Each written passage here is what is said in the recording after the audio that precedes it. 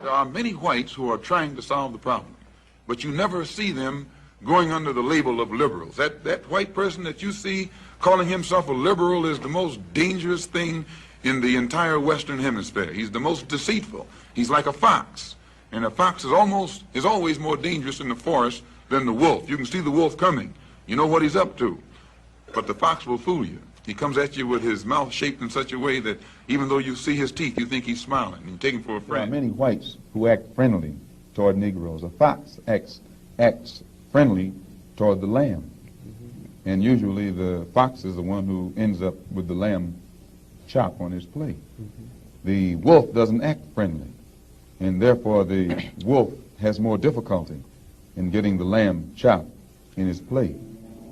I'd like to point out, though, that... I say that because it is usually if you study the structure of the Negro community, economically, politically, civically, psychologically, and otherwise, it's controlled by the white liberal, who usually poses as the friend of the Negro.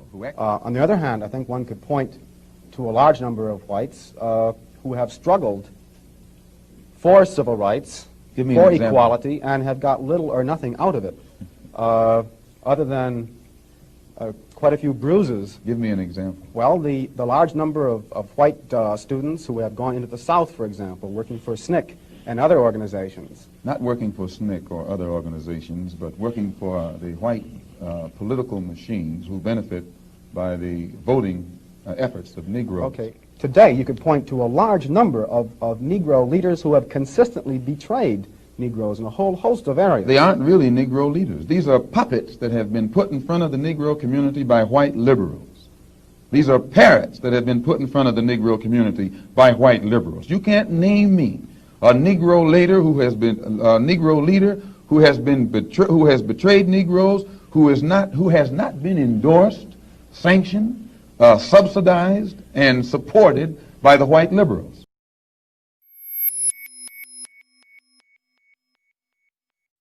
When you think of Hillary, think of our real slogan: buy one, get one free.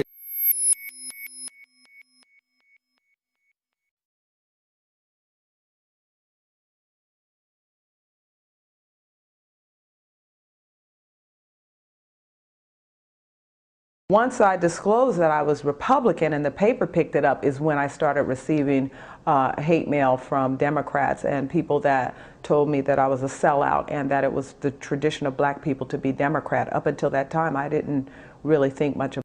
The Republican Party in Texas was started on the 4th of July, 1867 in Houston, Texas by 150 blacks and 20 whites. It was that way across the South. The Republican parties were started in the South by African Americans. In the state of Texas, 2 of our first 3 statewide Republican chairmen were African American. The first 42 black legislators elected in Texas were all Republican. The first 112 black legislators elected in Mississippi were all Republican. The first 190 black legislators elected in South Carolina were all Republican. The first 41 in Georgia, the first 127 in Louisiana. So now you've got all these African Americans really stepping up and starting to gain political standing, political power. Now, you have Democrats on the other side who have been very racist. It's in their platforms. They support the Dred Scott decision. They think the fugitive slave law is great. They started a nation to keep slavery alive. Very racist. And so now they're facing a situation where these blacks are now their rulers, are now in office, are now U.S. senators, are now U.S. How do you stop that? 1866, Democrats themselves started the Ku Klux Klan. Its purpose was not to kill blacks.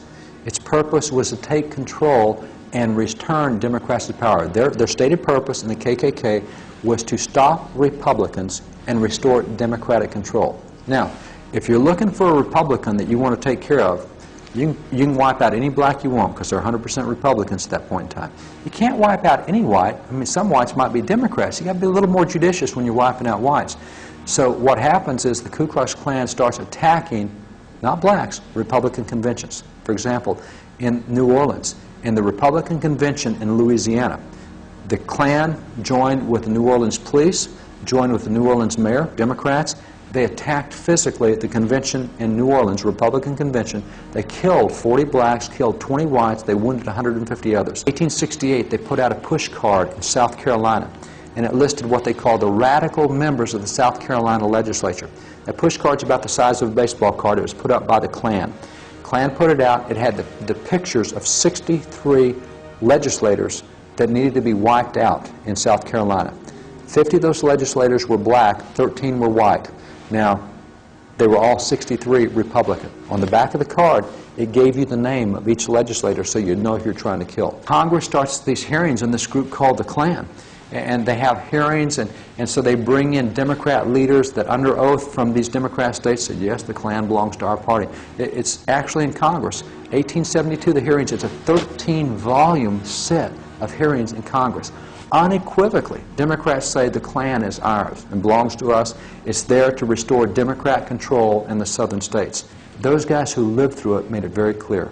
For example, one of the early black congressmen was John Roy Lynch. Another early black congressman was Richard Kane. And they're having to fight the Klan physically for their own safety. They go armed to Congress because of the Klan attacks. These guys said, if we as blacks would simply stop voting the Republican ticket, if we would agree to vote the straight Democrat ticket, all the violence against us would be stopped. In 1964, incidentally, a year that 3 of our civil rights workers were killed in Mississippi registering blacks to vote, was also the year that civil rights legislation, historic civil rights legislation, was being promoted, and President Johnson wanted to sign it, but nevertheless it was held up, bottled up in the United States Senate by Southern Democrats. And one Democrat in particular, who was the last individual to try to obstruct this legislation, was a guy named Senator Robert Byrd of West Virginia, who for 14 hours and 13 minutes held a filibuster against this civil rights legislation. Senator Robert Byrd used the nigger word 3 times on a national televised TV show. No outcry at all. Nobody said a thing, at least from the Democrat. No, the Black Caucus didn't say anything, the NAACP, no outcry. There's no price to pay when you're on the left and you make intemperate racial remarks. There's no price to pay. We say, well, it's just, we're making much to do about nothing. They wanted to destroy Trent Lott. I mean, they went after him on BET, and this man had to eventually apologize. But nothing from Senator Robert Byrd. Hypocrisy of liberals and media around how they reacted to Dodd's praise of Byrd on the Senate floor, and the reaction of Trent Lott praising an old man that was going to be dead within a year.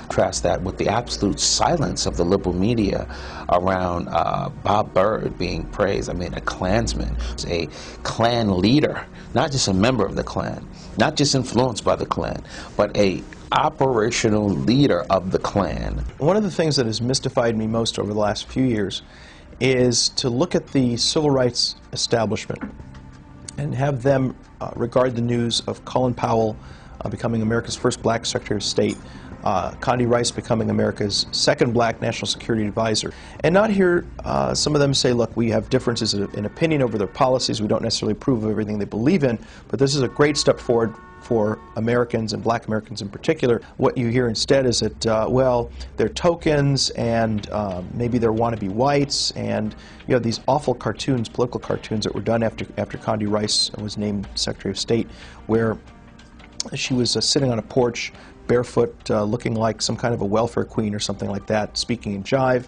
You had another one where she was a parrot sitting on George Bush's shoulder with big fat lips. I mean, just the most awful, hideous racial stereotypes, anti-black stereotypes, being hurled in the face of a very, very intelligent woman who was a Stanford University provost, speaks Russian, very accomplished woman from... To ascribe positive things to whiteness and negative things to blackness. So the kid who goes to the library and who plays the piano, the classics, who studies, is acting white. What it says basically, the people who argue that way, is that we black people don't have control over our own minds. We're not allowed to think what we wish, and we're essentially supposed to walk around in a racial plantation where everybody's liberal, everyone believes in the Democratic Party, and in that respect we're not really men and women, but sort of like cattle. And so then they think, well, do I want to let my race down by acting white? Do I want to betray my people by acting white? And they'd say, well, I guess not. I guess I'll act black and come to school unprepared, not participate, not speak in proper English, talk jive. And what happens? You see a young black child's mind close up like that, and the kid's scores go down. And what have you done? You've ruined an American citizen for life. Condi Rice and Colin Powell, we don't know if they're really black. But the drug dealer on the corner is black.